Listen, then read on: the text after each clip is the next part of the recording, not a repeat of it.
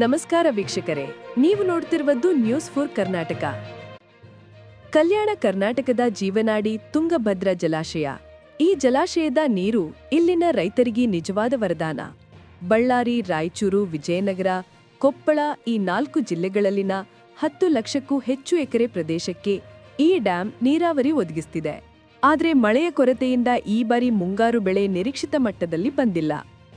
ಎರಡನೇ ಬೆಳೆಯಾದ್ರೂ ಚೆನ್ನಾಗಿ ಬೆಳೆಯಲಿ ಎಂದು ನಿರೀಕ್ಷಿಸಿದ್ದ ರೈತರ ಆಶೆಗೆ ಈಗ ದೊಡ್ಡ ಹೊಡೆತ ಬಿದ್ದಿದೆ.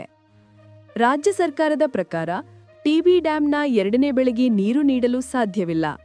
ಇದಕ್ಕೆ ಮುಖ್ಯ ಕಾರಣ ಜಲಾಶಯದ 7 ಗೇಟುಗಳಲ್ಲಿ ತಾಂತ್ರಿಕ ದೋಷ. ಕಳೆದ ವರ್ಷ ಒಂದೇ ಗೇಟ್ ಮುರಿದು ರೈತರಿಗೆ ಭಾರೀ ನಷ್ಟ ಉಂಟಾಗಿದ್ದು, ಈಗ ಮತ್ತೆ ದೊಡ್ಡ ಅಪಾಯದ ಸೂಚನೆ ಬಂದಿದೆ. ಡ್ಯಾಂ ಸೇಫ್ಟಿ ಕಮಿಟಿ ತುರ್ತು ದುರಸ್ತಿಗೆ ತಕ್ಷಣ ಕ್ರಮ ಕೈಗೊಳ್ಳಬೇಕೆಂದು ವರದಿ ನೀಡಿದೆ. ಗೇಟುಗಳು ಬಲಹೀನವಾಗಿರುವ ಕಾರಣ ಭಾರೀ ಪ್ರಮಾಣದ ನೀರು ಬಿಡುಗಡೆ ಮಾಡುವ ಅಪಾಯವಿದೆ.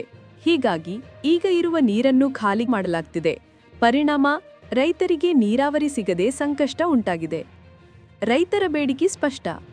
ಬಳ್ಳಾರಿ, ಕೊಪ್ಪಳ ಹಾಗೂ ರಾಯಚೂರು ರೈತರು ಎಕರೆಗೆ ಕನಿಷ್ಠ 50,000 ರೂಪಾಯಿ ಪರಿಹಾರ ನೀಡಬೇಕು ಎಂದು ಆಗ್ರಹಿಸುತ್ತಿದ್ದಾರೆ. ವಿರೋಧ ಪಕ್ಷದ ನಾಯಕ ಆರ್. ಅಶೋಕ್ ಕೂಡ ಘಟನಾ ಸ್ಥಳ ಪರಿಶೀಲನೆ ನಡೆಸಿ ರೈತರ ಹಿತಕ್ಕೆ ಸರ್ಕಾರ ತಕ್ಷಣ ಮುಂದಾಗಬೇಕು, ಇಲ್ಲದಿದ್ದರೆ ಹೋರಾಟ ಅನಿವಾರ್ಯ ಎಂದು ಎಚ್ಚರಿಕೆ ನೀಡಿದ್ದಾರೆ. ಡಿಸೆಂಬರ್ 8ರಿಂದ ನಡೆಯಲಿರುವ ಬೆಳಗಾವಿ ಅಧಿವೇಶನದಲ್ಲೂ ಈ ವಿಷಯ ಗಂಭೀರವಾಗಿ ಎತ್ತಿ ಹಿಡಿಯಲಾಗಿದೆ.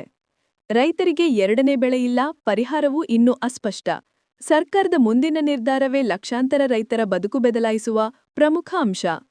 ಈ ವಿಷಯದ ಬಗ್ಗೆ ನಿಮ್ಮ ಅಭಿಪ್ರಾಯ ಏನು? ಕಮೆಂಟ್ನಲ್ಲಿ ತಿಳಿಸಿ. ಈ ಸುದ್ದಿ ನಿಮಗೆ ಉಪಯುಕ್ತವೆನಿಸಿದರೆ ವಿಡಿಯೋಗೆ ಲೈಕ್ ಮಾಡಿ. ನ್ಯೂಸ್ ಫಾರ್ ಕರ್ನಾಟಕ ಚಾನೆಲ್ಗೆ ಸಬ್ಸ್ಕ್ರೈಬ್ ಮಾಡೋದು ಮರೆಯಬೇಡಿ. ಧನ್ಯವಾದಗಳು ವೀಕ್ಷಕರೇ.